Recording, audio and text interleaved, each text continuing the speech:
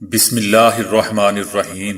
السلام علیکم دوستو، دنیا بھر کی خبروں میں آج آپ سنیں گے، لیکن اس سے پہلے اگر ہو سکے تو سبسکرائب اور لائک ضرور کر لیں، کیونکہ اس سے ایک تو موٹیویشن اور کام کرنے میں مزہ آتا ہے، اور دوسرا آپ کی پسند کا پتہ چلتا ہے کہ آپ کو کس قسم کی خبریں پسند ہیں۔ شکریہ۔ سمندری طوفان نے بھارت اور بنگلہ دیش میں تباہی مچا دی، 16 افراد ہلاک۔ صدر ٹرمپ نے عالمی ادارہ صحت کے بعد اب مشیگن اور نیو ادا صوبے کی فنڈنگ روک دی۔ سعودی عرب میں کورونا کے سبب فوت ہونے والوں کی تدفین کس طرح ہوتی ہے؟ اس سال سعودی عرب میں 30 روزوں کی پیش گوئی۔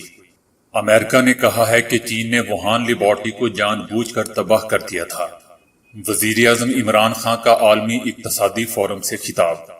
چائنا ووہان شہر میں تمام جنگلی جانوروں کا گوشت کھانے پر پابندی عائد۔ WW کے معروف ریسلر شارٹ گیس کی باڈی وینس بیچ سے 3 دن بعد برآمد۔ پرتگالی صدر ڈی سوزا عام گاہک کی طرح 20 منٹ تک اپنی باری کا انتظار کرتے رہے۔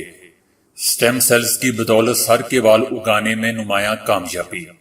تو آئیے چلتے ہیں اب خبروں کی ڈیٹیل کی طرف۔ سمندری طوفان امفان نے بھارت اور بنگلہ دیش میں تباہی مچا دی، اب تک 16 افراد ہلاک جبکہ درجنوں زخمی ہو گئے ہیں۔ طاقتور سمندری طوفان امفان پچھلے روز بھارتی ریاست مغربی بنگال کے ساحل سے ٹکرایا۔ مغربی بنگال کی وزیر اعلیٰ ممتا بنرجی نے 12 افراد کی ہلاکت کی نشاندہی کرتے ہوئے جانی نقصان میں اضافے کا خدشہ ظاہر کیا ہے۔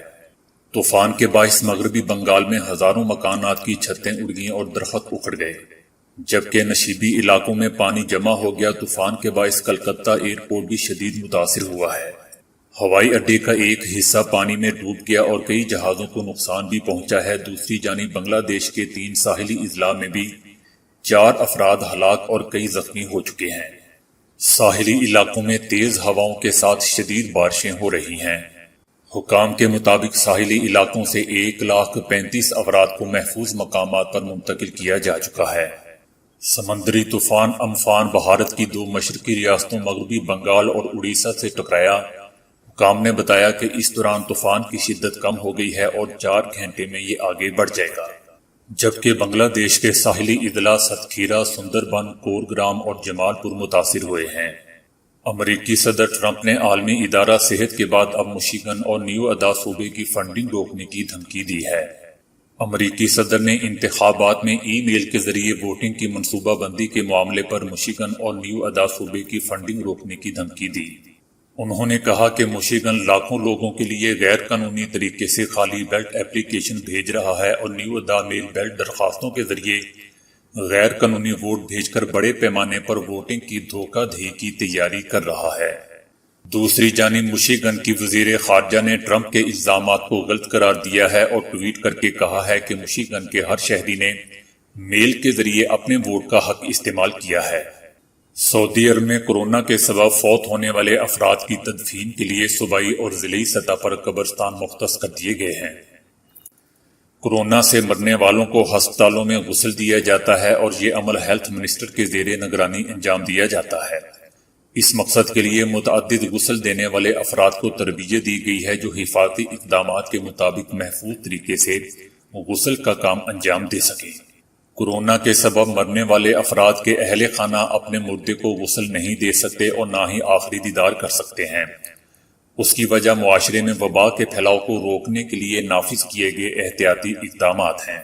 متوفی کے متعلقین میں صرف 10 افراد تک کو نماز جنازہ پڑھنے اور تدفین میں شریک ہونے کی اجازت ہے۔ اس دوران مقررہ احتیاطی تدابیر اور احتیاطی اقدامات کے تحت سماجی فاصلے کو برقرار رکھنا بھی لازم ہوتا ہے۔ جدہ میں ذہبان قبرستان کو مختص کیا گیا ہے، جہاں معمول کے طریقے کے مطابق تدفین عمل میں لائی جاتی ہے۔ ماہرین فلکیات نے سعودی عرب میں اس سال رمضان المبارک کے 30 روزوں کی پیشگوئی کی ہے۔ ماہرین فلکیات کا کہنا ہے کہ جمعۃ المبارک 29 رمضان المبارک کو چاند سورج سے قبل غروب ہو جائے گا۔ اس طرح اس روز شوال کا چاند نظر نہیں آئے گا اور ماہ سیام کے 30 روزے مکمل ہوں گے اور عید الفطر اتوار کو ہوگی۔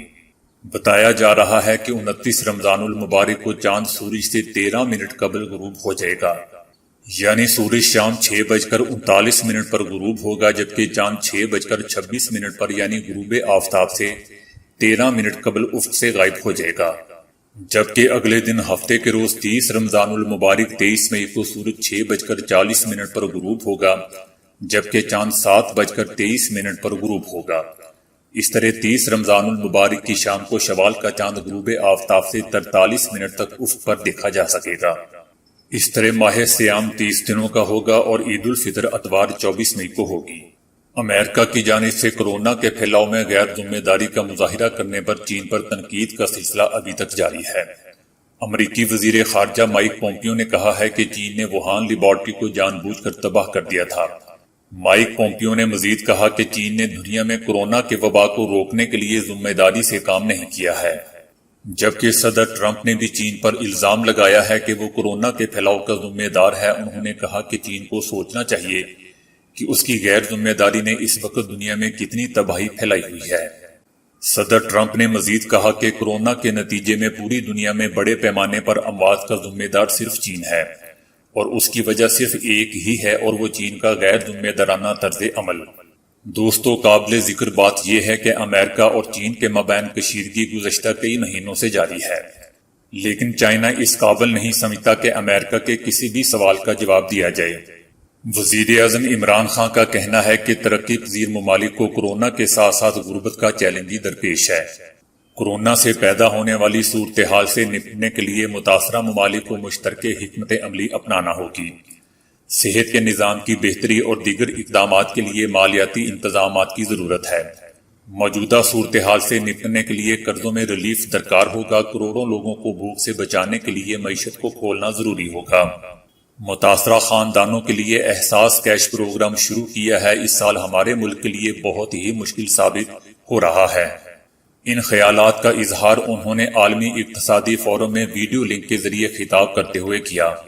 وزیر اعظم عمران خان نے کہا کہ کورونا کے حوالے سے ترقی یافتہ اور ترقی پذیر ممالک کی حالت یکسر مختلف ہے۔ پاکستان، بنگلہ دیش اور بھارت جیسے ملکوں میں مغرب کی طرح تیزی سے نہیں پھیلا۔ مغرب اور ہم میں فرق یہ ہے کہ ہمیں کورونا کے ساتھ غربت کا بھی چیلنج درپیش ہے۔ ہم نے ایک طرف کورونا کو پھیلنے سے روکنا ہے اور اس کے لیے لاک ڈاؤن کرنا ہے، اور سب سے بڑا چیلنج یہ ہے کہ لاک ڈاؤن کے اثرات آبادی پر کم سے کم پڑیں اور غربت نہ پھیلے۔ انہوں نے کہا کہ پاکستان میں 120 سے 150 ملین افراد ایسے ہیں جنہیں غربت کا سامنا ہے، اور جب تک وہ کام نہیں کریں گے اپنے خاندانوں کا پیٹ نہیں پال سکتے۔ ہم اب تک 1 کروڑ سے زائد خاندانوں میں امداد تقسیم کر چکے ہیں، لیکن یہ مختصر مدت کا حل ہے۔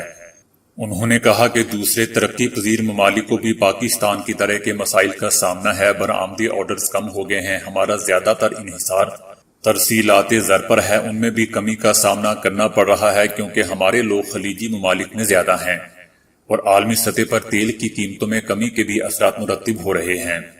کورونا کے مرکز چین کے شہر ووہان میں جانوروں کا گوشت کھانے پر پابندی عائد کر دی گئی ہے۔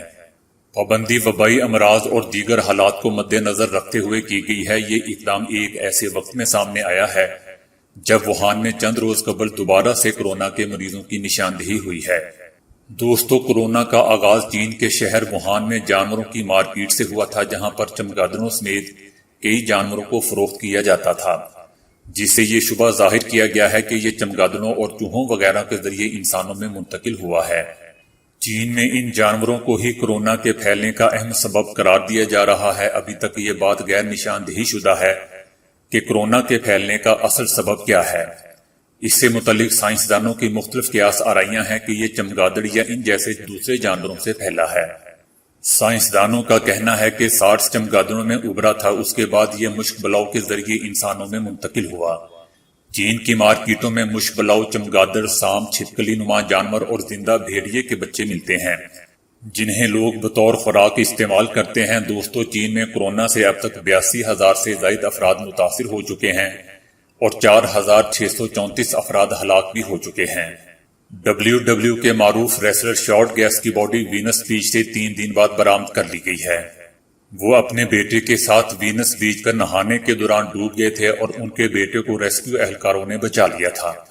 ریسلر شارٹ گیس نے ڈوبنے کے دوران ریسکیو اہلکاروں کو کہا کہ پہلے ان کے 10 سالہ بچے کو بچایا جائے، بعد میں انہیں بچایا جائے۔ بے رحم موجوں نے لڑتے ہوئے اہلکاروں نے بچے کو تو بچا لیا، لیکن ریسلر جان کی بازی ہار گیا۔ تیسرے دن دوپہر 1:30 بجے حکام کو ریسلر کا بے جان جسم ریت کے گرد موجود ملا۔ ساتھی ریسلر اور سابق WWE چیمپئن کوفی کنگسٹن نے ٹویٹ کرتے ہوئے کہا کہ شارٹ کا خاندان کے لیے یہ کڑی آزمائش کا وقت ہے۔ اس نے کہا کہ وہ ایک اچھا انسان اور بہترین ریسلر تھا، ان کے اہل خانہ کے لیے دعا گو ہوں۔ پرتگال کے ایک سیاحتی قصبے کی ایک سپر مارکیٹ میں ایک روز خریداری کے لیے آنے والے لوگ اپنے درمیان قطار میں کھڑے ایک شخص کو دیکھ کر حیران رہ گئے۔ اس کی وجہ یہ تھی کہ سادہ کپڑوں میں ملبوس اور چہرے پر ماسک لگائی ہوئی شخصیت کوئی اور نہیں بلکہ ملک کے صدر ریبیلو ڈی سوزا تھے۔ جی ہاں، وہ دارالحکومت لشبونہ سے 30 کلومیٹر دور واقع اس قصبے میں مقیم ہے۔ یورپ کے متعدد بادشاہوں نے اس قصبے میں موسم سرما گزارنے کے لیے اپنے محل بنا رکھے ہیں۔ سوشل میڈیا پر لوگوں نے ان پر تبصرہ کرتے ہوئے کہا کہ پرتگال کے صدر جو روزانہ 4 گھنٹے سے زیادہ نہیں سوتے، انہوں نے کورونا کے سبب پرتگال کے عوام پر عائد قرنطینہ سے نکلتے ہوئے مطلوبہ شرائط کا پورا خیال رکھا۔ وہ سپر مارکیٹ میں دیگر افراد سے تقریباً 2 میٹر کے فاصلے پر کھڑے تھے، تاہم کسی نے بھی ان کے ساتھ ملک کے صدر والا معاملہ نہیں کیا، بلکہ وہ ایک عام کسٹمر کی طرح 20 منٹ تک اپنی باری کا انتظار کرتے رہے۔ اس کے بعد انہوں نے اپنی خریداری کا بل ادا کیا۔ دوستو، کچھ ایسا ہی معاملہ پاکستانی صدر الوی کے ساتھ بھی ہوا۔ وہ ماسک لگا کر مقامی مارکیٹ میں رس ملائی خریدنے چلے گئے اور لوگوں کو کانوں کان بھی خبر نہیں ہوئی۔ دوستو، سٹیم سیلز ہر طرح کے خلیات میں ڈھلنے کی صلاحیت رکھتے ہیں اور اب ان کی بدولت بالوں کی دوبارہ افزائش میں قابل قدر کامیابی حاصل ہوئی ہے۔ جنوبی کوریا کے ماہرین نے سٹیم سیل سے عام گنج پن دور کرنے کے تجربات کیے ہیں، تاہم یہ محدود پیمانے پر ہیں، لیکن اس کے باوجود بالوں کی افزائش کو دیکھا گیا ہے اور محسوس بھی کیا گیا ہے۔ اس علاج کو سٹیم سیلز ٹاپیکل سولوشن کہا گیا ہے، جس کی بدولت خواتین اور مرد حضرات کے بال اگنے لگے ہیں۔ جنوبی کوریا کے ماہرین نے کہا ہے کہ یہ طریقہ علاج بالکل محفوظ ہے اور اس کے کوئی ضمنی اثرات مرتب نہیں ہوتے۔ پوری دنیا میں گنج پن کی عام کیفیت کو اینڈروجینک ایلوپیشیا AGA کہا جاتا ہے اور 50 برس کے مرد اور عورتوں کی نصف سے زیادہ تعداد اس کی شکار ہو جاتی ہے۔ پہلے بال باریک ہونے لگتے ہیں اور اس کے بعد گرنے سے سر پر گنج پن پھیلنا شروع ہو جاتا ہے۔ تو دوستو، آج کے لیے اتنا ہی۔ ویڈیو کو لائک اور شیئر کرنے کا بہت شکریہ۔